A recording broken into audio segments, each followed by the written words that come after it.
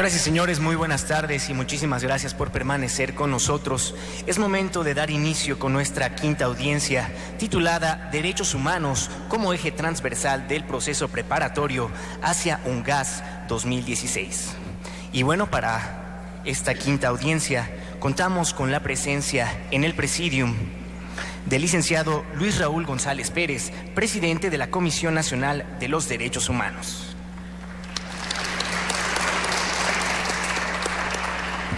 Contamos con la presencia del maestro Aram Barra, director de Espolea. Contamos con la presencia de la maestra Olga Guzmán, de la Comisión Mexicana de Defensa y Promoción de los Derechos Humanos.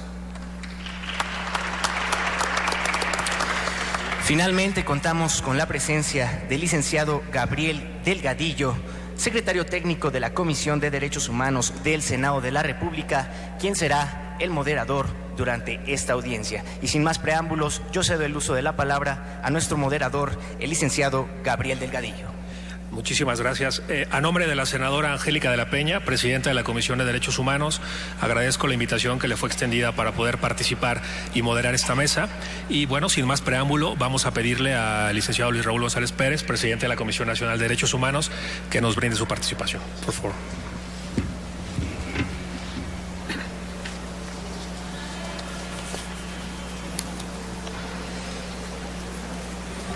Muy buenas tardes, tengan todas y todos ustedes. Me da mucho gusto compartir la mesa con tan distinguidos panelistas y representantes de la senadora y del defensor de derechos humanos, José Guevara, de la senadora Angélica de la Peña.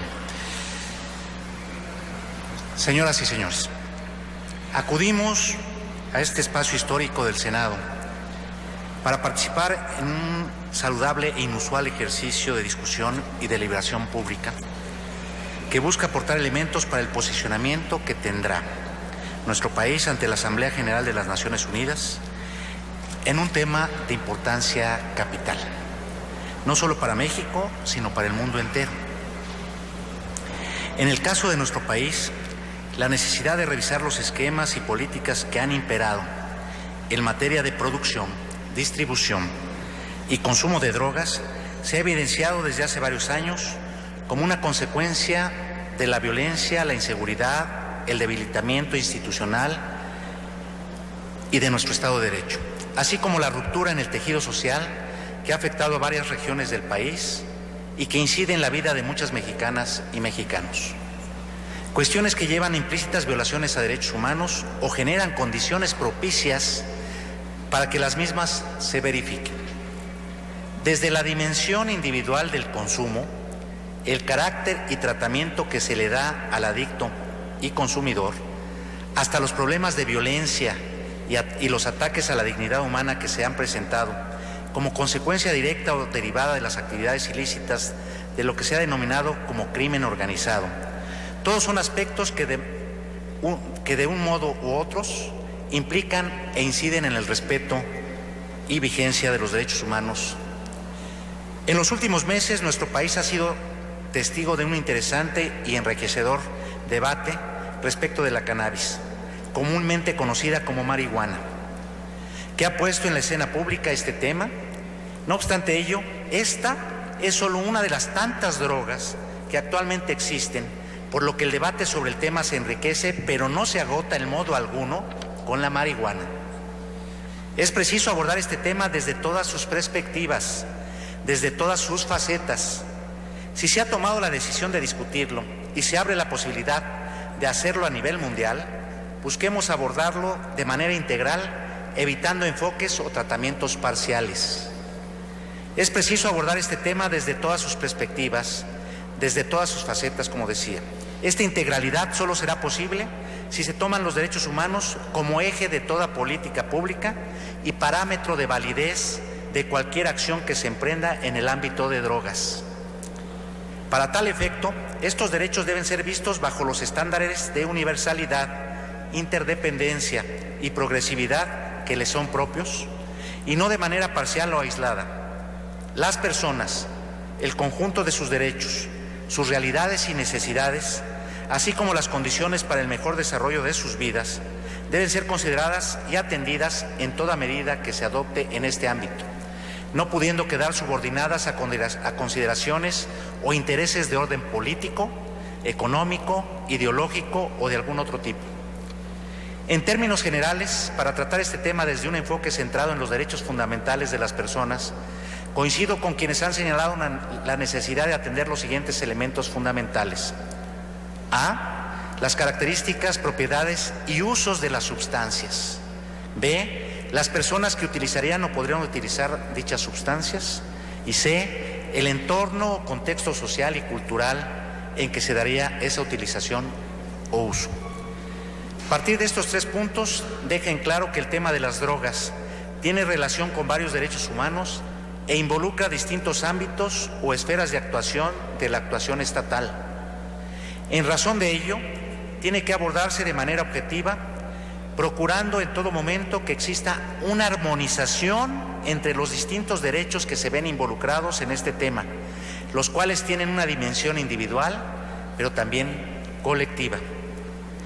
En una enunciación genérica entran en juego derechos vinculados a la libertad personal, a la no discriminación, a la capacidad que tiene cada persona de decidir sobre el destino y características que quiere dar a su vida, a su desarrollo personal y su cuerpo, así como el derecho a la vida y a la protección de la salud de las personas, los derechos de las niñas, niños y adolescentes, y el respeto a los usos y costumbres de los pueblos indígenas.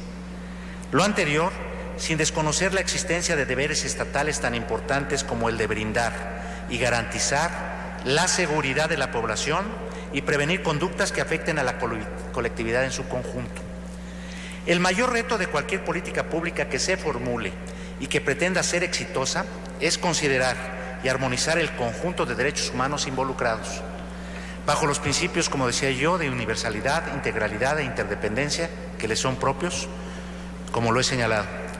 Es preciso conciliar las dimensiones individuales y colectivas de los derechos humanos, salvaguardar puntos tan esenciales como la prevención decidida para evitar el consumo en nuestra infancia y adolescencia, así como generar la información, capacidades y proveer los recursos en instancias tales como los sistemas de salud pública, para que las políticas públicas que se definan y los derechos humanos que se aludan en las mismas puedan ser operativas y realmente tener vigencia. Tal y como hemos señalado en otros espacios, es fundamental distinguir entre los efectos de las drogas por sí mismas y los efectos que se derivan de las políticas públicas que en materia de drogas se adopten. Los altos índices de violencia y la generación de diversas actividades ilícitas que con frecuencia se asocia a las actividades vinculadas con las drogas no son una consecuencia irremediablemente vinculada a su consumo. Sus causas son mucho más complejas y atiende a factores diversos de carácter social, económico, cultural, político, entre otros. Esta cuestión debe ser reconocida por las políticas que se implementen en relación a la misma, pues no solo se deberán atacar sus manifestaciones externas, sino también sus causas generadoras.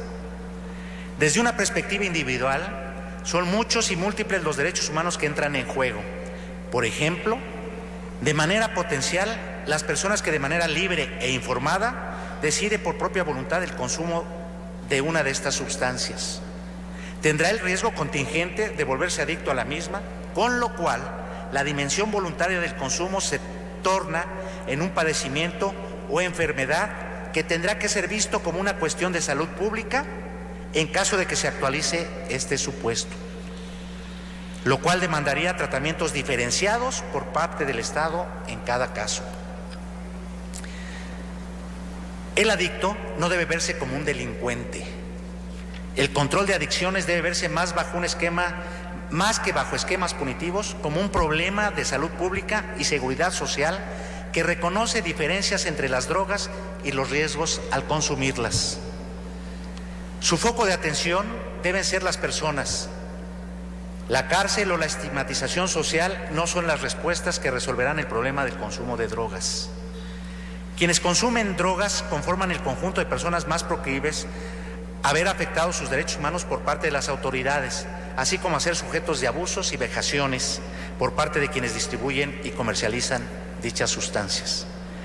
Señoras y señores, la violencia directa o indirectamente vinculada a la aplicación del actual esquema punitivo no puede desvincularse de una serie de efectos adversos que han propiciado violaciones a los derechos humanos o, cuando menos, han conformado situaciones de vulnerabilidad o riesgo que posibilitan la afectación de los mismos, las cuales van desde los daños a la estabilidad y tejido social hasta las desapariciones y homicidios, cuestiones que serían incompatibles con los objetivos que perseguirían dichos esquemas o para los cuales habrían sido diseñados, como lo son el ejercicio y la protección del derecho a la salud y a la seguridad de las personas.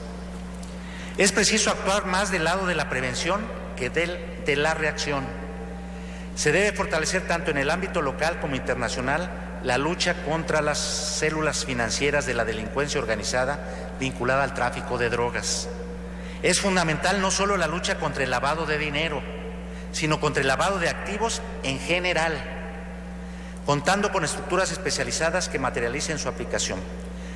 La voluntad de los gobiernos para actuar en este ámbito es un indicador real del compromiso que tienen para solucionar el problema. En el mediano y largo plazo, la atención a estas áreas será una de las medidas más poderosas y eficaces contra el crimen organizado, causando efectos positivos contra la corrupción, la impunidad y la desconfianza de la sociedad en las instituciones del Estado. El trabajo que se haga a este respecto debe buscar incidir no solo en las estructuras del Estado, sino también en la consolidación de una sociedad que sea fuerte ante estos embates y se convierta en contrapeso cuando surjan estas amenazas. Esto significa que no se puede atacar efectivamente el abuso de drogas sin que se ataque la exclusión social, se construyan comunidades más fuertes y se desmantelen las estructuras, redes y bases de la delincuencia organizada. En este tema, al igual que en otros tantos aspectos de nuestra agenda nacional, se vuelve a ser evidente la necesidad de emprender acciones en contra de la impunidad y por la vigencia real de nuestro Estado de Derecho. Del mismo modo, el énfasis que pongamos en la educación y el trabajo con nuestras niñas, niños y adolescentes será la única forma de llevar a cabo una verdadera prevención en la materia, lo cual no se puede llevar a cabo solo por disposición de ley o como consecuencia de una norma, ya que requiere de un proceso formativo de largo plazo. Los derechos humanos deben ser en este contexto, repito, el eje que articule, oriente y sirva como parámetro a toda actividad estatal. Un Estado democrático no puede permitir que existan esferas de su actividad que no estén sustentadas en una perspectiva centrada en los derechos humanos o que pudieran propiciar directa o indirectamente violaciones a los mismos. Muchas gracias por su atención.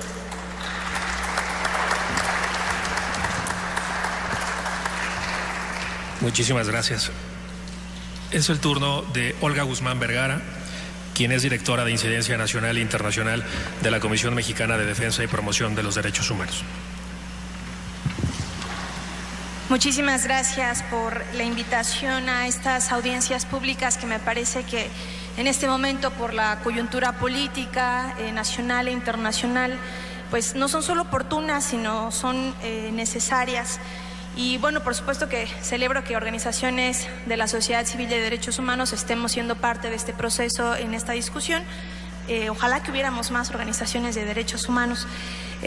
La Comisión Mexicana de Defensa y Promoción de los Derechos Humanos, somos una organización que tenemos más de 25 años trabajando por la defensa y promoción de derechos humanos y documentamos y acompañamos a víctimas de violaciones graves a derechos humanos, particularmente a víctimas de violaciones como la desaparición forzada, las ejecuciones extrajudiciales, la tortura, las víctimas por el desplazamiento interno forzado a causa de la violencia. Y en el acompañamiento a víctimas de estas graves violaciones a derechos humanos, lo que hemos encontrado es que hay un patrón común y recurrente, y es que las violaciones o la comisión de violaciones a derechos humanos han incrementado alarmantemente a partir de la implementación de una política de seguridad encaminada al combate contra las drogas. Esta mañana escuchaba cuando comenzaba esta jornada de estas audiencias que el doctor Mazzitelli preguntaba o decía cuál es la diferencia cuál es la relación más bien entre las drogas y la violencia. Y sin duda, bueno, tiene razón en preguntar esto porque no hay una correlación, digamos, directa entre las drogas y la violencia, sino más bien lo que ya ha quedado demostrado es que hay sí una correlación directa entre los índices de violencia que comenzaron a incrementarse, como ya lo decía, alarmantemente desde el 2006, y la implementación de una política de seguridad encaminada al combate de la producción, distribución y uso de drogas. Entonces, aquí es importante que más que hablar de una política de drogas como tal, en México estamos hablando de una política de seguridad encaminada, como lo comentaba, al combate de la producción, distribución y el uso de drogas. Ya se ha reconocido en diversos foros, en diversos espacios, que esta política partió de un diagnóstico erróneo y que fue producto de una decisión precipitada de la pasada administración. Entonces, celebro que tengamos este espacio y esta oportunidad para hablar sobre la contribución y la posición de México en la UNGAS, porque, bueno, esta sesión especial de la Asamblea General de las Naciones Unidas nos ofrece, pues, una gran oportunidad para hacer una evaluación sobre la política de seguridad implementada en el país como parte. Y aquí hay que aclarar que esta política de seguridad no es más que la contribución nacional al régimen internacional de control y fiscalización de drogas. Y además nos permite o propicia, digamos, este espacio analizar a detalle los diagnósticos que nos ofrecen diversas fuentes académicas, organizaciones de la sociedad civil también de derechos humanos y, bueno, por supuesto, los organismos internacionales. Entonces, es por ello que mi intervención la centraré en los diagnósticos y en los informes de los mecanismos internacionales de derechos humanos, los cuales, bueno, ya hay diversos que han advertido sobre los costos en los derechos humanos y el fracaso de lo que se ha denominado o lo que se denominó en el 2006 la guerra contra las drogas. Entonces, me quiero remitir al reciente informe presentado de la Comisión Interamericana de Derechos Humanos, titulado La situación de los derechos humanos en México, que fue, como muchos de ustedes saben, el pasado 2 de marzo. Y este informe da cuenta que México atraviesa una grave crisis de violencia y de seguridad desde hace varios años.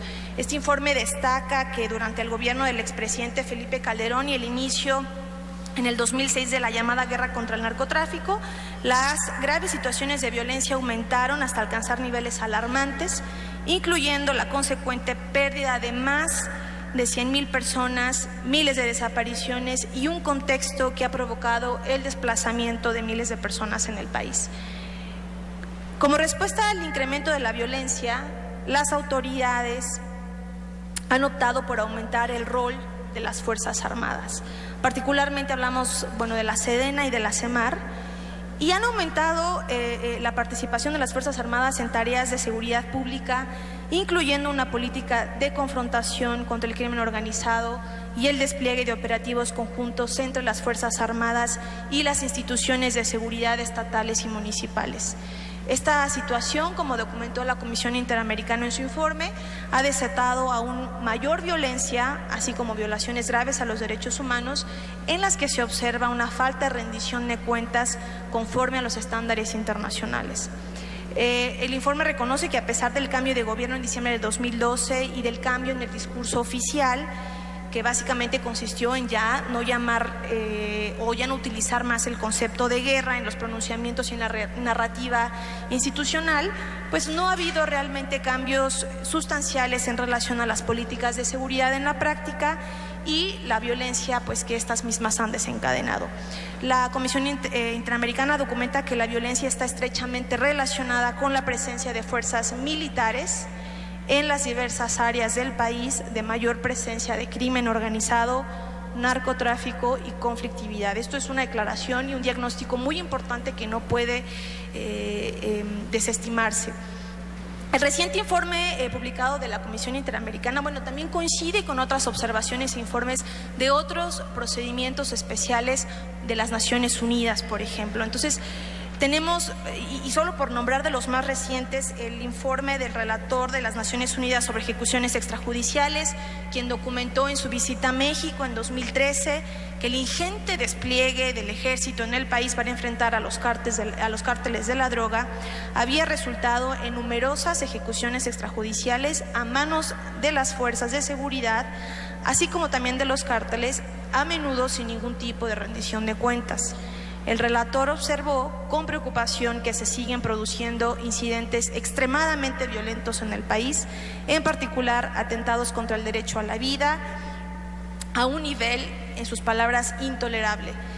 Según la información proporcionada al relator Christoph Heinz por las autoridades mexicanas, durante la anterior administración federal, de diciembre de 2006 a noviembre de 2012, se cometieron 102.696 homicidios intencionales. Y el gobierno reconoció que no menos de 70,000 de estas muertes, es decir, casi el 70%, estaban relacionadas con el tráfico de drogas. Otro informe importante de la reciente visita, por ejemplo, del Alto Comisionado de Naciones Unidas para los Derechos Humanos, quien en materia de ejecuciones arbitrarias o homicidios intencionales, pues también fue informado de 151.233 personas asesinadas entre diciembre de 2006 y agosto de 2015, lo cual, en palabras del Alto Comisionado, para un país que no se encuentra en medio de un conflicto reconocido, las cifras calculadas son impactantes. El relator especial sobre la tortura, el señor Juan Méndez, después de su visita a México en 2014, confirmó que desde el despliegue de efectivos militares en 2006 en el marco de la guerra contra el narcotráfico, la misma Comisión Nacional de Derechos Humanos registró un aumento de quejas por tortura y malos tratos desde 2007 y reportó un máximo de 2.020 quejas en 2011, comparadas con un promedio de 320 en los años anteriores a 2007. Otra de las graves violaciones a derechos humanos que han generado las diversas formas de violencia que se han venido dando en México durante los últimos años tiene que ver, como lo decía en un inicio, con el desplazamiento interno forzado. La violencia relacionada con el crimen organizado y narcotráfico también ha conllevado que miles de personas se hayan visto forzadas a desplazarse internamente en México durante los últimos años.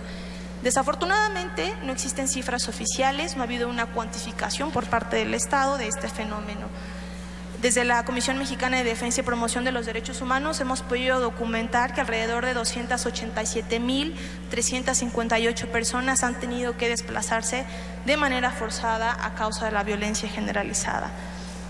Ante la invisibilidad de este problema por parte de las autoridades mexicanas, la Comisión Interamericana reiteró también en su último informe su preocupación por la falta de mecanismos de protección a las víctimas del desplazamiento interno forzado. El Alto Comisionado de Naciones Unidas para los Derechos Humanos, en su visita a México en octubre del año pasado, concluyó que parte de la violencia en México puede ser atribuida a los grupos del crimen organizado, que en sus palabras han hecho miserable la vida de mucha gente en varios de los 32 estados de la República. No obstante, en su visita también dio cuenta que muchas desapariciones forzadas, actos de tortura y ejecuciones extrajudiciales han sido llevadas a cabo por autoridades federales, estatales y municipales, incluyendo la policía y elementos del ejército, ya sea actuando por sus propios intereses o en colusión con grupos del crimen organizado. El corrosivo y devastador impacto del crimen organizado y las enormes cantidades de dinero que movilizan estos grupos, en palabras del Alto Comisionado, está cooptando y corrompiendo instituciones clave. Y es aquí en donde me gustaría profundizar un poco, el cual consiste básicamente en el patrón sistemático y recurrente de la impunidad y la corrupción en las estrategias del combate al narcotráfico. Porque si bien es cierto que la estrategia se ha centrado en la detención de integrantes del crimen organizado, no ha habido verdaderos esfuerzos para desmantelar la verdadera red de corrupción que involucra al crimen organizado, pero también agentes del Estado. Es decir, lo que vemos son las aparatosas detenciones de líderes de cárteles, pero nunca procesos penales en contra de sus aliados y cómplices de la función pública. Entonces, digamos que la cobertura mediática de los arrestos y las detenciones de los líderes pues solo son una pequeña parte de la verdadera o de la estrategia de manera integral. La política antidrogas de México ha además propiciado el desarrollo de leyes y figuras que se contraponen con el debido proceso, la presunción de inocencia, el derecho a una defensa adecuada y el derecho a que la sanción sea acorde con la gravedad del delito. Preocupantemente, las autoridades mexicanas han utilizado como indicadores de éxito de esta política las hectáreas de amapola y marihuana erradicadas, los laboratorios de cocaína destruidos, las personas detenidas y la cantidad de drogas incautadas. Este tipo de datos estadísticos pueden impresionar al público y transmitir una sensación de que se está haciendo algo, mejorando así las probabilidades de que los recursos se sigan destinando para estas actividades. Sin embargo, no indican si estas estrategias se traducen en avances reales hacia la consecución del objetivo principal, que es la reducción en el uso de drogas en el país. Es decir, los indicadores que generalmente se utilizan para medir la efectividad de las políticas internacionales antidrogas no corresponden directamente con el problema. Y lo mismo sucede con la producción de marihuana. Cuando se le hace desaparecer en una zona, rápidamente aparece en otra, ignorando las fronteras nacionales. Los líderes de los cárteles arrestados son reemplazados inmediatamente por otros que van ascendiendo en jerarquía. Los cárteles fragmentados son reemplazados por otros y cuando se logra desorganizar las rutas del narcotráfico, pues estas también son reemplazadas por otras. Para poder emprender un debate serio para el diseño de políticas públicas que regulen el uso de drogas, hay que comenzar reconociendo el grande fracaso del modelo prohibicionista y de las políticas de seguridad encaminadas al combate de la producción, distribución y uso de drogas emprendidas en el país. Entonces, hay que reconocer que el modelo que prioriza la reducción de la oferta sencillamente no está funcionando y que este modelo, por el contrario, está generando conflictos, propiciando violaciones a los derechos humanos, minando la democracia y debilitando el Estado de Derecho. Estas lecciones deberían llevarnos hacia una nueva política de control de drogas que trate de llegar a las raíces del problema de las drogas y una política que claramente diferencie entre el uso y el abuso de sustancias, o el uso problemático más bien de sustancias. Necesitamos nuevos indicadores para evaluar el éxito de las estrategias antidrogas, porque bueno, las toneladas de drogas incautadas y las hectáreas de cultivos erradicados solo nos dicen, como les decía, que se está haciendo algo, solo nos dice una actividad, una estrategia que se está emprendiendo, pero realmente no nos indica si estamos afectando el consumo de drogas dentro del país. Y eso nos lleva a otro problema, que no existe información rigurosa sobre el nivel de consumo en el país. Lo que podemos saber es el consumo más o menos estimado de mecanismos de investigación como las encuestas, pero es la única forma de acercarnos a una estimación de consumo. Con una regulación responsable, por ejemplo, con espacios de distribución formal de drogas, como la marihuana, por ejemplo, empezaríamos ahora sí a generar información y a tener un estimado real de lo que se consume. En cuanto a la estrategia de seguridad, debemos de fortalecer las instituciones civiles que luchan contra el crimen organizado, el cual también no hay que ignorar que cada vez se diversifica. El uso de las fuerzas militares en vez de las policías debilita y distorsiona las funciones de ambas. La reforma y el fortalecimiento de la justicia deben de ir de la mano con la reforma policial, ya que para combatir el narcotráfico se necesita una fuerza policial y un sistema judicial que funcionen. Para concluir, aplaudimos que México haya solicitado adelantar la sesión especial, la UNGAS. Ahora hay que aprovechar, justamente como lo mencionaba en un inicio, la coyuntura nacional, la coyuntura política nacional e internacional. Hay que desmoralizar el debate y hay que hacer una evaluación sin prejuicios, utilizando los diagnósticos de los mecanismos internacionales de derechos humanos que se han producido sobre este tema, los cuales además reflejan la realidad de cientos y miles de víctimas de la guerra contra las drogas en el país. Nos preocupa mucho que la estrategia para desmilitarizar la seguridad pública esté muy lejos de ser una prioridad para el Estado mexicano, a pesar de que diversos mecanismos internacionales de derechos humanos hayan ya recomendado al Estado mexicano hacerlo, como lo es el Comité contra la Tortura, el mismo Alto Comisionado de Naciones Unidas para los Derechos Humanos, la Comisión Interamericana de Derechos Humanos, y así podría enumerar mínimo 10 procedimientos especiales de Naciones Unidas que han recomendado al Estado mexicano retirar a las fuerzas militares de la seguridad pública. Y también, muy a pesar de la evidencia, como lo es el índice de letalidad, en el que también ha trabajado mucho aquí, presente Catalina Pérez Correa, Rodrigo Gutiérrez. De acuerdo a datos de la misma Sedena, entre 2007 y 2012, en supuestos eventos de agresiones en contra de personal militar, fallecieron 158 elementos militares y 2.959 presuntos agresores civiles. Es decir, por cada elemento militar fallecido murieron 18.7 civiles. Dichos números evidencian el uso desproporcionado de la fuerza letal. Otras cifras oficiales indican que los asesinatos por parte de militares han continuado durante el presente sexenio. La Sedena informa que en el periodo del 13 de enero de 2007 al 5 de abril de 2014, en el curso de supuestos enfrentamientos, murieron 3.967 personas civiles. También reportó que murieron 209 militares del 13 de enero de 2007 al 30 de octubre de 2014, una proporción de 19 civiles fallecidos por cada elemento militar fallecido. También, de acuerdo a cifras de la PGR, del 1 de diciembre de 2006 al 31 de diciembre de 2014, de las 4.055 denuncias de tortura que reportó, 1.273 fueron atribuibles a personal militar.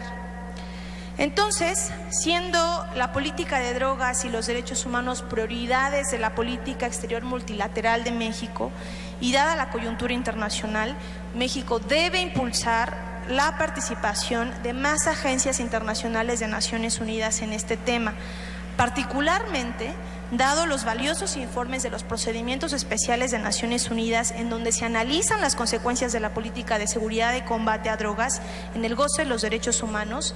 México debe promover la creación de un procedimiento especial en el marco del Consejo de Derechos Humanos de Naciones Unidas, que tenga como mandato vigilar y supervisar el respeto de los derechos humanos en el marco de la implementación de políticas antidrogas en el mundo.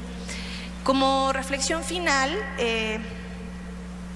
solo diría que debemos enfocarnos en políticas institucionales de largo plazo y no en medidas paliativas que se fundamenten en un populismo punitivo. Muchas gracias. Muchas gracias, Olga. Es el turno del maestro Aram Barra, quien es oficial del Programa de Política de Drogas de México Unido contra la Delincuencia.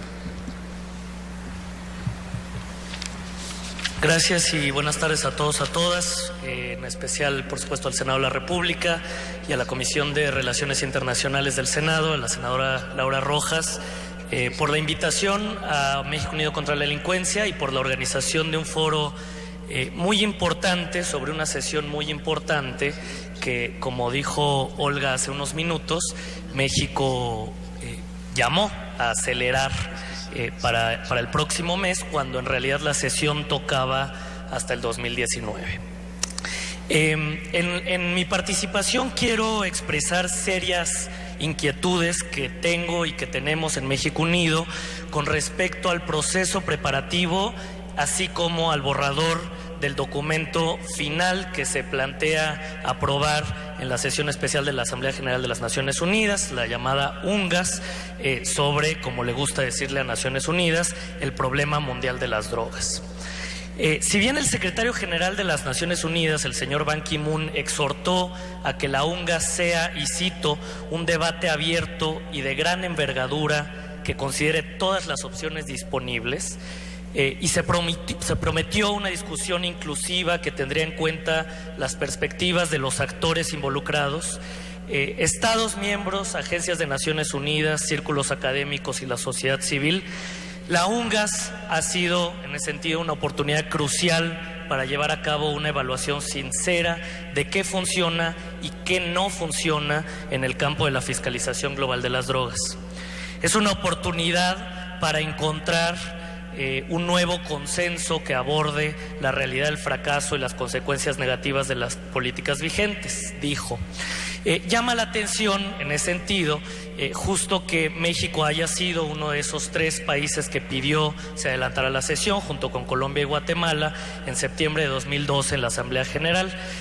Pues no podríamos, dijo México, no podíamos esperar hasta el 2019 para revisar si el modelo prohibicionista era apropiado. A casi 4 años de que la Asamblea General aprobó esa sesión especial, adelantar esa revisión, las noticias son bastante pobres y, en mi opinión, bastante decepcionantes, tanto en el ámbito nacional como en el ámbito internacional. El proceso de la UNGAS no ha reconocido la falta de logros obtenidos durante los últimos 50 años por el sistema para el control de drogas. Las sustancias sometidas a control internacional están el día de hoy más disponibles y son más asequibles que nunca en la historia de la humanidad, y eso no se ha reconocido ni en el debate nacional ni en el debate internacional. El proceso ha, por otro lado, optado por ignorar todos los daños causados por los enfoques actuales, y ahorita Olga habló bastante de ellos, la doctora Catalina Pérez Correa en la sesión anterior, y varias personas lo hemos dicho ya durante varios años: abusos sistemáticos a los derechos humanos y continuación de la aplicación de la pena de muerte por delitos de drogas en muchos países, intensificación de la transmisión del VIH y de la hepatitis C, acceso intolerablemente inadecuado a drogas controladas para fines médicos, 187,000 muertes evitables relacionadas con drogas cada año, violencia, corrupción, asesinatos perpetuados por los mercados delictivos de drogas, estigmatización sistemática de personas que consumen drogas, destrucción de los medios de vida de agricultores de subsistencia debido a la erradicación forzada de cultivos y miles de millones de dólares en fondos públicos desperdiciados en políticas de drogas que evidentemente no funcionan. Dada la naturaleza de la problemática no inclusiva y no transparente del proceso preparatorio, la UNGAS se encuentra el día de hoy peligrosamente cercana a representar una grave falla estructural del sistema de las Naciones Unidas.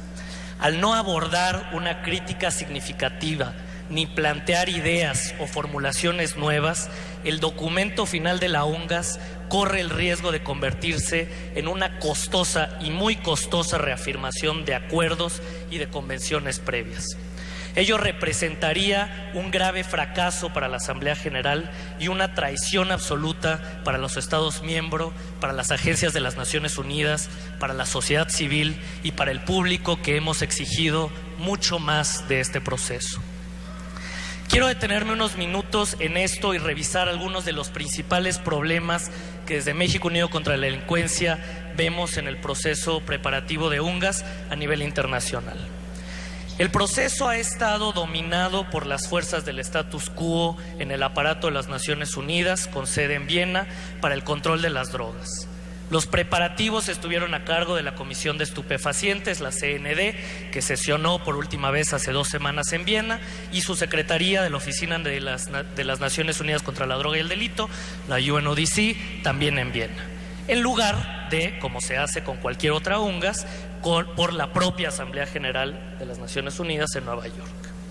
Estas instituciones en Viena han tratado activamente de excluir propuestas innovadoras y vanguardistas de los Estados miembros, de otras agencias de las Naciones Unidas y de la sociedad civil, perpetuando las mismas luchas de poder y la parálisis que han entorpecido el debate de control de drogas en Viena durante décadas. Además, las negociaciones han tenido lugar mayormente en reuniones informales de carácter cerrado, en lugar de eventos entre periodos de sesiones, como le llaman Naciones Unidas, y por lo tanto excluyendo la participación de la sociedad civil y contribuyendo a la falta de transparencia en todo el proceso. Estos problemas se han visto exacerbados por la autoimpuesta dependencia del consenso para la toma de decisiones en Viena y la presión por parte de muchos Estados miembros para ultimar el documento final antes de que éste llegue a la Asamblea General. En términos políticos, esto último significa que un puñado de países vociferantes y reaccionarios pueden bloquear las formulaciones progresistas en lugar de recurrir a la votación, como hacen muchos otros ámbitos del sistema de Naciones Unidas, incluyendo la Asamblea General misma. Para la UNGAS, la noción de un consenso global sobre drogas es simplemente insostenible, pues hoy en día en algunos países las personas enfrentan pena de muerte por la tenencia de drogas, mientras que otros países están legalmente regulando los mercados de drogas. Si bien el consenso puede ser valioso en muchos otros ámbitos, en donde existe una polarización como es el debate de las drogas, puede dar más bien lugar a declaraciones que no captan las genuinas tensiones que existen entre las políticas y que ameritarían una discusión y un debate honesto.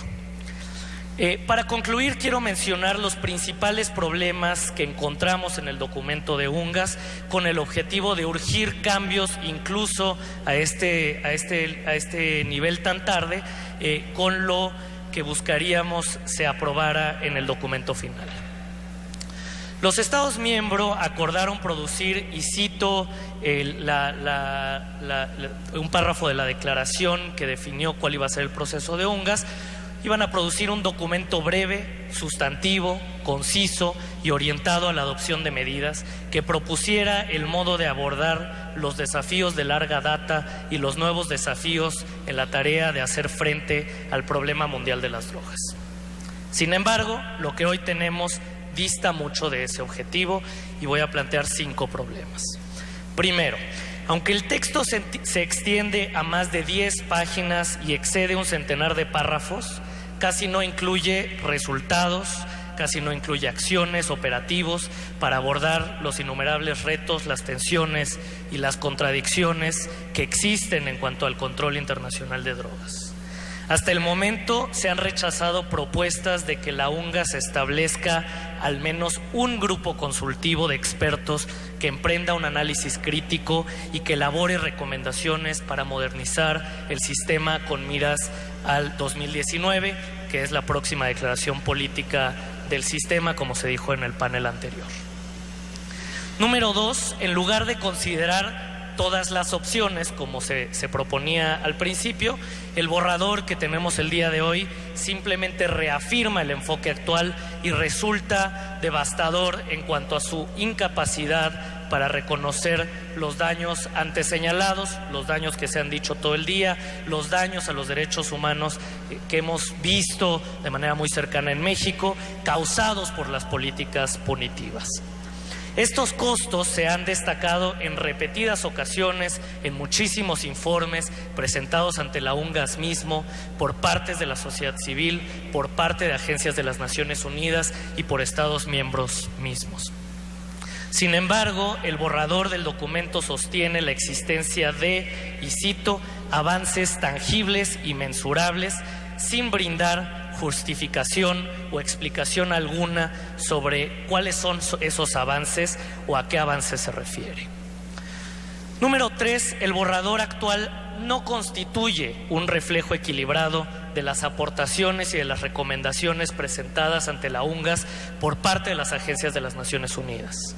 Muchas de estas aportaciones instan explícitamente a la eliminación de la criminalización de quienes usan drogas, pero este punto ha sido completamente excluido de los borradores del documento final que se negoció en Viena hace 2 semanas, lo cual demuestra una falta de coherencia en el sistema de las Naciones Unidas. Más aún, también se han omitido muchos aportes del grupo de trabajo de la sociedad civil, de ONGs alrededor del mundo, de Estados miembros, de grupos regionales y especialmente todas aquellas exhortaciones a abolir la pena de muerte para delitos relacionados con drogas. Número 4, pese al reconocimiento explícito del término reducción de daños por parte de la Asamblea General, y me refiero a una resolución de la Asamblea del año 2001, donde se reconoce por primera vez la utilidad del término de reducción de daños y la importancia que tiene en términos científicos para responder al fenómeno de las drogas, en el documento final que tenemos de UNGAS no se admite la necesidad de contar con una propuesta de reducción de daños. El término mismo ha sido desaparecido del borrador, lo cual desde la sociedad civil nos parece simplemente ridículo. Y quinto y último, el borrador del documento final reafirma el llamamiento para lograr, y cito, una sociedad libre del uso indebido de drogas para el año 2019. Esta es una meta planteada por la Declaración Política del 2009 y que de hecho se había propuesto desde la UNGAS de 1998, reunida bajo el lema, y cito, un mundo sin drogas, podemos lograrlo. Por supuesto, desde entonces el consumo de drogas se ha incrementado. Parece ser, es decir, que en 20 años no hemos aprendido absolutamente nada en lo que al control de drogas se refiere.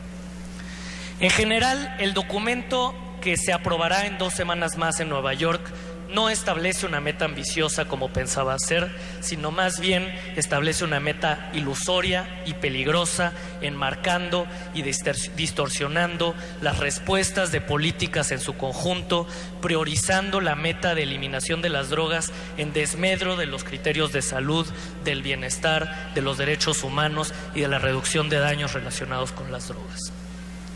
El borrador del documento final es totalmente incoherente con las prioridades identificadas en los Objetivos de Desarrollo Sostenible que acordamos a nivel mundial en septiembre pasado en la Asamblea General, tales como la lucha contra la pobreza, el mejoramiento de la igualdad de género o la reducción de la violencia y la degradación ambiental, costos directos y aceptados por la misma Sistema de Naciones Unidas en el reporte del 2011 de la Oficina de Naciones Unidas contra la Droga y el Delito, como consecuencias no intencionadas de la política prohibicionista. El borrador está completamente desfasado respecto a las realidades en el terreno en muchos de nuestros países, incluida la exitosa implementación de programas para la reducción de daños, una creciente tendencia a eliminar la criminalización del uso de drogas a nivel global, la exploración de modelos de mercados regulados para el cannabis, el reconocimiento de los derechos de poblaciones indígenas, así como los usos sociales, espirituales y terapéuticos de plantas psicoactivas. La realidad que vemos el día de hoy a nivel global es muy distinta, y esa es que el obsoleto paradigma de fiscalización punitiva en cuanto a control de drogas está siendo cuestionado, reconsiderado y reformado en todos los rincones del mundo, incluso si en la UNGAS no lo queremos aceptar. Es por todo lo anterior que el día de hoy yo, y a nombre de México Unido contra la Delincuencia, exhorto a la Cancillería mexicana, a la Comisión de Relaciones Internacionales del Senado de la República y a los otros estados alrededor del mundo a cuestionar el actual borrador del documento final de UNGAS para garantizar que el debate sobre sus contenidos no se limite a lo que vimos hace 2 semanas en Viena. La UNGAS es una oportunidad única para tomar una posición y demostrar liderazgo en cuanto a la reforma de las políticas de drogas se refiere, ya que simplemente no podemos continuar con el mismo enfoque fallido, y en eso México lamentablemente tiene mucho que decir. Muchas gracias.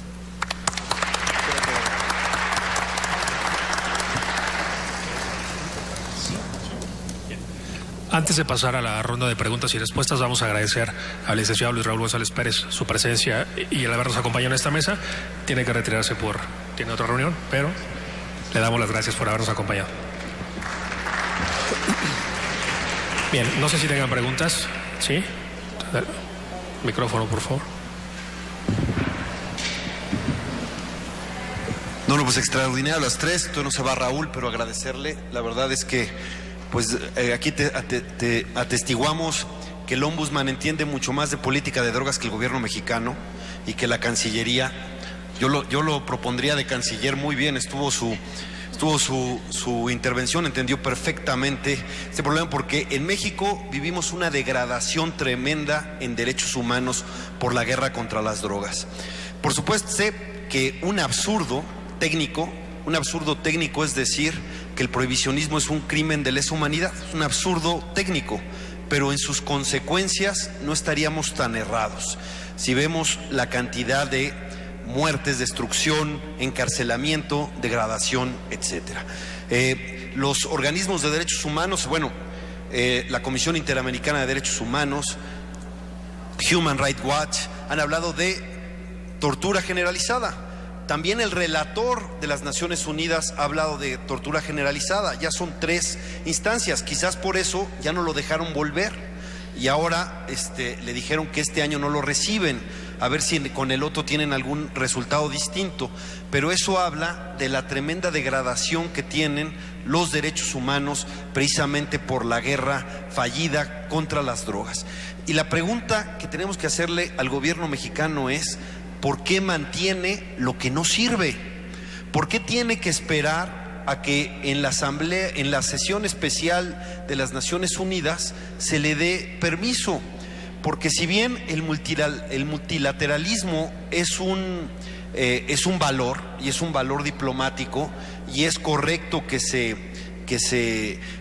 busque, por lo menos idealmente, lo cierto es que no podemos nosotros atenernos a un acuerdo por 2 razones fundamentales.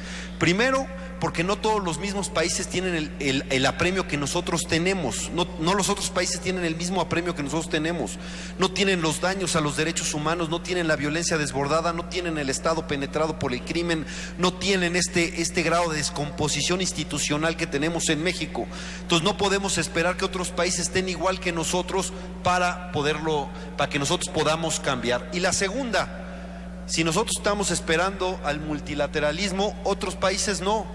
Ni Canadá lo está esperando, ya lo dijo Trudeau, el primer ministro, ni el multilateralismo va a impedir que en noviembre en Estados Unidos haya elecciones en una decena de estados, entre ellos 2 estados que hacen frontera con México, que es Arizona y que es California, y que con esos 2 estados, por supuesto que tendrán un gran impacto en nuestro país, y ellos no van a esperar, lo están haciendo.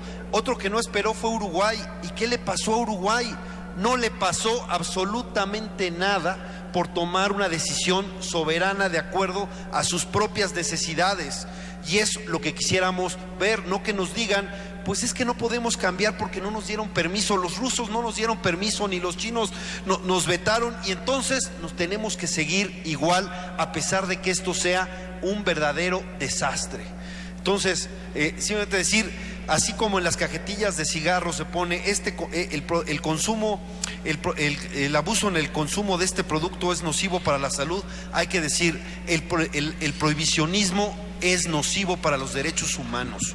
Y nosotros tenemos prueba de sobra, no solo la tortura generalizada, el índice de letalidad que hablaba Olga, que es tremendo. Nuestro índice de letalidad es muchísimo más grande que lo que era la guerra en Irak, que lo que fue la invasión en Irak, la guerra en Afganistán, etcétera. Cualquiera de las guerras tenemos 0.5 de índice de letalidad, cuando en otras guerras es 0.12, ¿no? Es una cosa desproporcionada. Ojalá lo podamos terminar y que este periodo de sesiones no se acabe sin que haya una reforma.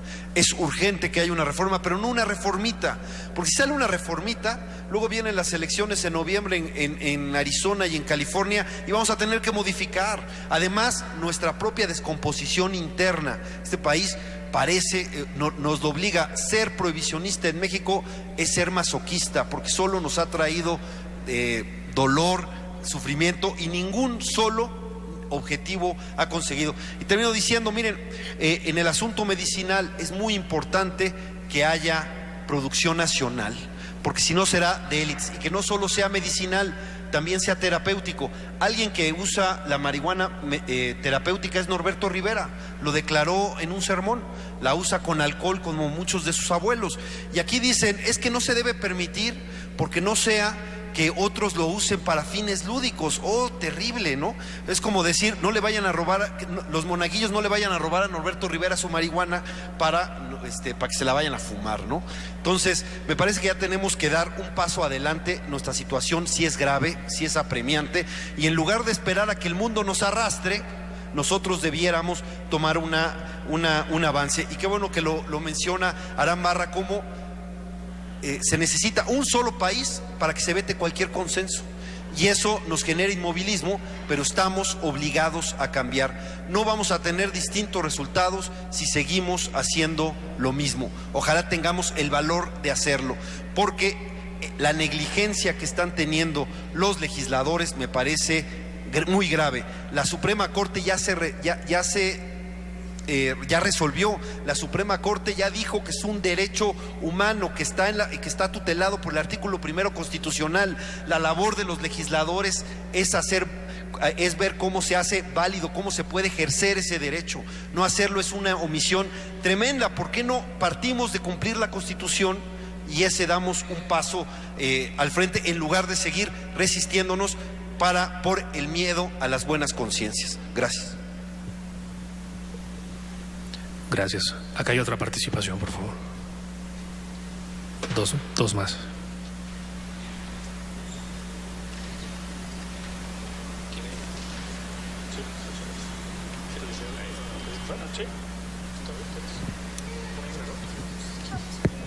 Bien, pues buenas tardes, felicidades por las ponencias.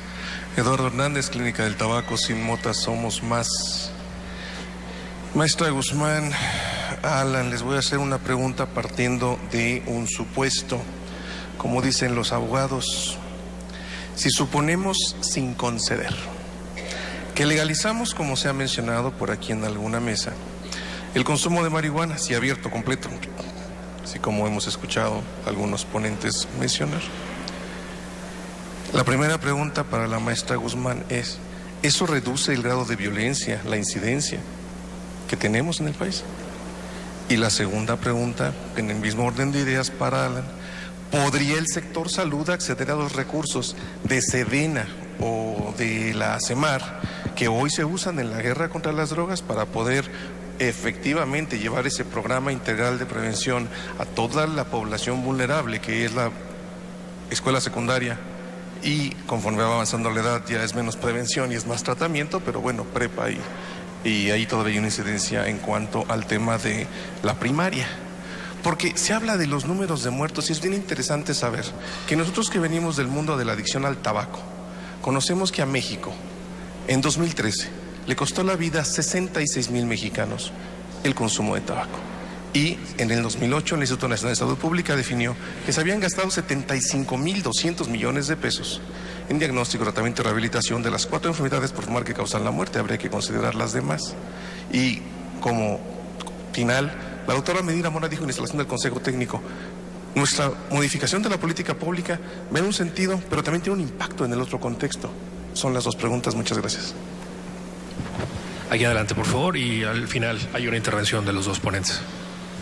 Buenas tardes, mi nombre es Juan Jiménez. Miren, ya urge, si es bueno, que ya haya el uso médico de la marihuana, vamos, por no decirle de otra palabra, porque mucha gente dice que hay que decirle cannabis, ¿no? Bueno,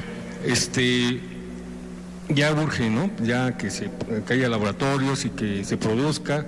Y inclusive dicen que es para fines para hacer pomadas o lo que sea, pues también hay que usarlos ya. Hay otras medicinas mucho más potentes y mucha gente existen otras plantas más potentes y se usan, ¿por qué no la marihuana, no? Bueno, pero lo que sí no me gusta, y he visto tantos casos en mi familia, en otras gentes, que el uso lúdico de la marihuana vamos a estar mucho mejor si se consume libremente. Hay muchas gentes, algunos diputados o senadores por ahí que están buscando que haya un consumo lúdico urgente. Y para mí que piensan que se va a legalizar y que los narcotraficantes, ese poder económico enorme que tienen, se van a salir huyendo del país, se van a ir a China, Cuba o a Honduras o a Colombia, no sé, se van a ir, y aquí se va a acabar el negocio de las drogas. Es una falsedad total, ¿sí? Se va a legalizar y van a seguir esos señores superviviendo y van a seguir dominando el mercado, ¿eh? Lo que sí yo veo que ha habido mucha impunidad, y lo relataba la maestra aquí presente, y los felicito por el valor que tienen, de la impunidad para tratar la cuestión de las drogas. Es de verdaderamente, en Guerrero ahorita apenas hace una semana hubo 38 muertos y están como no sé cuántos miles de soldados y siguen llegando. En Tamaulipas ya llegaron como 8,000 y que van a ir no sé cuántos, y se pasean en las calles y todo eso, y ellos mismos le dicen es para que vean la presencia policíaca y de policías. No hay una efectividad combate para las drogas. Y si nos ponemos a ver que si las drogas las dejamos, porque es una cosa muy fuerte, para el consumo libre, no nos la vamos a acabar, así como país, ¿sí? Aquí no es lo mismo que se legalice la droga en Europa, que es otro tipo de educación, o en Uruguay, que es otro tipo de la gente que hay, y no ha pasado nada, y aquí sí va a pasar mucho y sigue pasando, ¿eh? Tengamos mucho cuidado con eso. Lo que sí le voy a decir una cosa, lo mismo el señor nuevo rector, que no tiene ni oficio político, el pobre señor. Él dice que un espacio que en su tiempo, ahorita no sé, fue un espacio de expresión libre, donde fue gente que los andaban reprimiendo y se expresaban ahí libremente. Ahora quiere que se inventa a la legalidad. Una cosa es la legalidad y otra cosa es la justicia. ¿Por qué no le...? Bueno, sí se oye, ¿verdad? ¿Por qué al señor no le falta valor? ¿Por qué le falta valor más bien? Para que exija a la PGR que haga su trabajo, y él mismo que exija que limpien las islas de traficantes de droga. Mi sobrino me explica que se come todo tipo de droga ahí, y el señor rector dice, no, eso no, queremos que se aplique la legalidad en el Auditorio Justo Sierra, ¿sí? Y ya asunto resuelto. Y así en muchas escuelas está la droga circulando libremente. Hay una impunidad por parte de la autoridad que le corresponde terminar con esos problemas. Para mí es muy fácil. Ellos tienen inteligencia, me supone, como seres humanos que son, y también por lo que deben tener, para que estas gentes limpien las islas de tanto tráfico de drogas. Eso es todo. Gracias. Tenemos una última ahí atrás, si me hacen favor de pasarle el micrófono, por favor.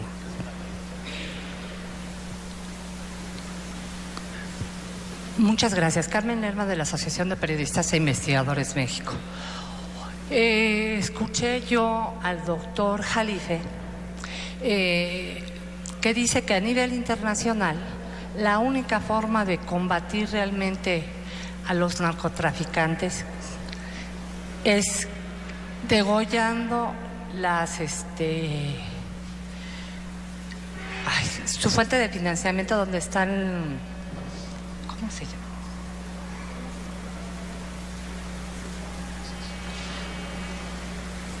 Los paraísos fiscales. Entonces yo ahorita escuché muy atenta sobre el combate, todo lo que se ha gastado. En México se ha gastado miles de millones de pesos, y resulta que en donde nunca han metido es, uno, en la prevención y en la salud. Es donde no le han metido verdaderamente el dinero. Entonces decía el doctor Jalife que la única manera era realmente tronando los paraísos fiscales, y que a nivel mundial todos los países estuvieran de acuerdo.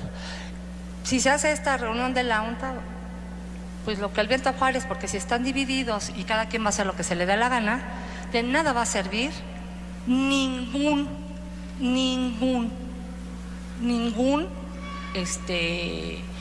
combate. Entonces, sí, yo quisiera que también respondieran los compañeros de derechos humanos, si han visto también a los familiares, porque no es lo mismo hablar de que no, si tenemos derechos. Sí, claro, todo el mundo tiene derecho a hacer lo que quiera con su cuerpo, ¿no? Pero el problema cuando está un tercero, como es la familia, que tiene que tolerar el relajo que tengan el compañero, ¿verdad? O los compañeros que se drogan. Entonces, si me pudieran decir qué han visto sobre las familias, se los agradecería. Gracias. Aram, si quieres y cerramos con Olga, por favor. Bueno, a ver, empezando por la última intervención, justamente uno de los esfuerzos más grandes que hemos hecho en los últimos años y que ahorita está comenzando a avanzar desde Centroamérica rumbo a UNGAS es la nueva edición de la Caravana por la Paz con Justicia y Dignidad, que viene recorriendo toda América Central, llegará a México el 10 de abril y de ahí iremos hasta Nueva York, visitando a todas las víctimas, familiares, personas migrantes, etcétera, que han visto vulnerados sus derechos humanos justamente por una política prohibicionista. Y a mí me parece que es una de las voces más importantes que en efecto han faltado en los debates internacionales, pero no solamente desde la victimización de la familia donde se consume drogas, sino desde la victimización de la familia y de las personas que consumen drogas a lo largo y ancho de la región en sus derechos en general, ¿no? Más allá de la familia. La caravana llega aquí a México el 10 de abril. Tienen un concierto en el Zócalo de la Ciudad de México, donde me parece harán varios de los mensajes centrales. Una persona muy importante que lamentablemente ya no nos acompañará en la caravana es la activista del medio ambiente, la señora Cáceres, que fue lamentablemente matada, asesinada hace algunas semanas en Centroamérica. El segundo punto que tiene que ver con lo que el señor decía aquí al frente, me parece que tocó muchos temas, muchos puntos muy interesantes. El único con el que no estoy de acuerdo y que sí quiero mencionar es el de decir, no porque esto no resuelva el problema completo, o no porque no seamos Suiza o no seamos Uruguay o no seamos la primer potencia del mundo, significa que nos tenemos que quedar de brazos cruzados. A mí me parece un no argumento, porque bajo ese mismo argumento uno diría, pues simplemente como tenemos corrupción, no vale la pena hacer ningún esfuerzo por combatir la corrupción. Yo creo que sí, en efecto no somos Suiza, no somos Uruguay, y eso para bien y para mal. Uruguay tiene una prevalencia de 8 en 10 de consumo de marihuana, cosa que México no tiene. Suiza tiene una prevalencia de consumo de heroína muchísimo más alta que la de México, y sin embargo están avanzando de otra manera. Entonces, mi única respuesta al argumento es no porque México no tenga el Estado de Derecho más fuerte o no tenga la gobernabilidad que nos gustaría a muchos tener, significa que nos tenemos que quedar de brazos cruzados y no hacer nada, por un lado. Y por otro lado, toda política pública, no solo en el tema de drogas o de la salud pública, es un proceso perfectible. No es una bala de plata que va a resolver todo. La política de drogas no nos va a resolver la política educativa, la política social, la política de seguridad. Eso le toca a la política social, a la política de seguridad, a la política educativa, y tampoco nos va a resolver el buen parentazgo. Y ahí toca a las familias y a los padres de familia tomar su papel en el sistema y ayudarnos a generar y a distribuir mejor información. Gracias, Ana. Muchas gracias por las preguntas que me hicieron por aquí. Me parecen que son muy interesantes y muy oportunas. Yo más que hablar de la legalización de la marihuana hablaría de la regulación, que es básicamente el modelo que se está discutiendo actualmente en los foros promovidos por la Secretaría de Gobernación. Y definitivamente me parece muy interesante, porque la respuesta de si la regulación de la marihuana va a disminuir la violencia, bueno, pues la respuesta es no, justamente porque, como decíamos en un inicio, el crimen organizado se está diversificando cada vez más. El mercado de drogas ya no es solo su principal actividad, sino claramente hay otras actividades, ¿no? Lo que provoca justamente el desplazamiento interno forzado en muchas regiones del país, pues es justamente el cobro de pisos, la extorsión, los secuestros, las violaciones mismas a derechos humanos. Sin embargo, ¿no?, teniendo en cuenta esa advertencia, sí es importante que analicemos que en este caso, la regulación de la marihuana, que es lo que se discute actualmente, sí es un primer paso para poder empezar a construir ahora sí una política de drogas, porque yo les decía en un inicio, realmente en México no podemos hablar de una política de drogas, estamos hablando de una política de seguridad encaminada al combate de la producción, distribución y consumo de drogas. Entonces, la regulación es un primer paso que tiene que ir acompañada de otras reformas. Entonces, esas otras reformas en otros ámbitos, que ya lo mencionaba Aram, que han claramente contribuido al incremento de la violencia. Entonces, para que podamos hablar de una política de drogas y no solo de una política de seguridad, tenemos que empezar a hablar de los componentes que debe contener esa política de drogas, que debe, como lo mencionaban hace un momento también por allá, debe contener el componente de salud, de información, de educación, de prevención del uso problemático. Eso es muy importante, porque yo por ahí escucho que es que el uso o el consumo de marihuana genera adicción a otras, pero es que de entrada ahí estamos muy prejuiciados en ese debate. Tenemos que diferenciar entre el uso y el uso problemático. Los componentes que debe contener la política de drogas también, por supuesto, debe contemplar la seguridad ciudadana, pero también debe contemplar la reducción de riesgos y daños, el desarrollo, el respeto a los derechos humanos y el respeto a los derechos particularmente también de grupos en situación de vulnerabilidad, y estos grupos que han sido los más afectados por esta política de seguridad, como son las juventudes, los pueblos y las comunidades indígenas, las mujeres. Entonces, cuando podemos, creo que la regulación es un primer paso, como ya lo mencionaba también, para empezar a generar información. Cuando tengamos esa información mucho más clara, ahora sí, ¿no?, empecemos a ver qué otras reformas, qué otro marco normativo es necesario justamente para empezar a disminuir esta violencia que nos aqueja o que nos ha afectado tanto a las mexicanas y a los mexicanos. A mí me gusta hacer muchos paralelismos y analogías en el tema de política de drogas con otros temas. Pienso, por ejemplo, en el tema de generación de información, en las políticas de transversalización de género en Suecia, por ejemplo. Cuando empezaron a ser cada vez más fuertes la implementación de estas políticas de género, las mujeres empezaron a denunciar más violencia de género, violencia doméstica en sus hogares. Entonces, el análisis y la reflexión era, pero ¿cómo es posible que cuando cada vez estamos siendo más fuertes y estamos implementando más políticas públicas para combatir la discriminación y la violencia de género, estamos recibiendo más denuncias en las procuradurías, en las fiscalías por violencia? Pues es muy natural. Las mujeres, al tener más información sobre lo que era la violencia de género, comenzaron a denunciar más. Entonces, cuando tengamos más registros de la prevalencia real del consumo en el país, vamos a poder también generar más políticas públicas que sean realmente acordes al problema. Entonces, pienso en otro paralelismo muy rápidamente, en donde justamente el prohibicionismo, pues claramente no es la solución, y pienso en la información, porque una cosa es la información y la educación prejuiciada en los colegios, en las escuelas, en donde las drogas son malas, a cuáles son los efectos de las drogas, ¿no? Y que no todas las drogas son las mismas. ¿Cuántas veces escuchamos, el marihuano de la calle? ¿Y en verdad?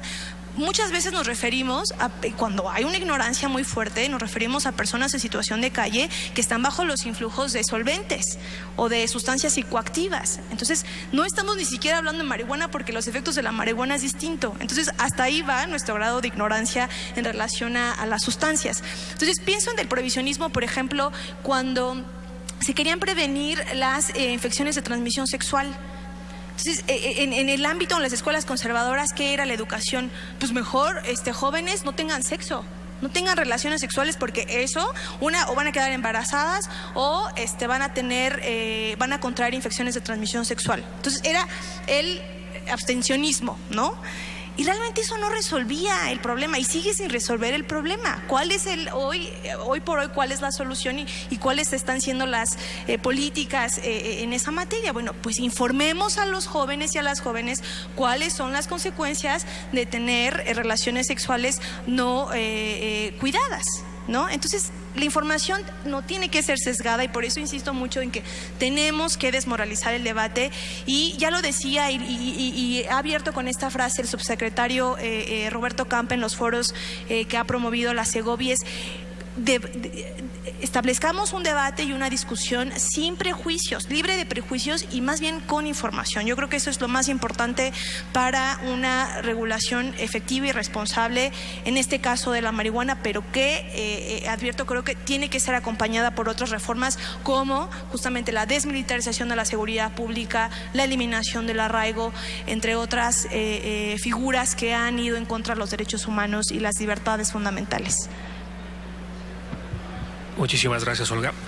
Creo que ha quedado claro que hay un antídoto perfecto para el prohibicionismo y los efectos perniciosos de esta política vigente a nivel internacional, y ese antídoto es el lenguaje de los derechos, ¿no? Un régimen de derechos y libertades que permita hacer compatible lo que hoy es incompatible, ¿no? Y en este caso, particularmente en México, el inicio del nuevo debate es el ejercicio del derecho al libre desarrollo de la personalidad, y creo que mientras no veamos eso reflejado en los discursos políticos, en las declaraciones internacionales y en la propia declaración que tendrá que salir de las comisiones que han convocado a esta audiencia pública, entonces estaremos en mejores condiciones para poder enfrentar una mejor discusión. Agradecemos mucho a los participantes en esta mesa, muchísimas gracias a ustedes y damos por terminada esta sesión.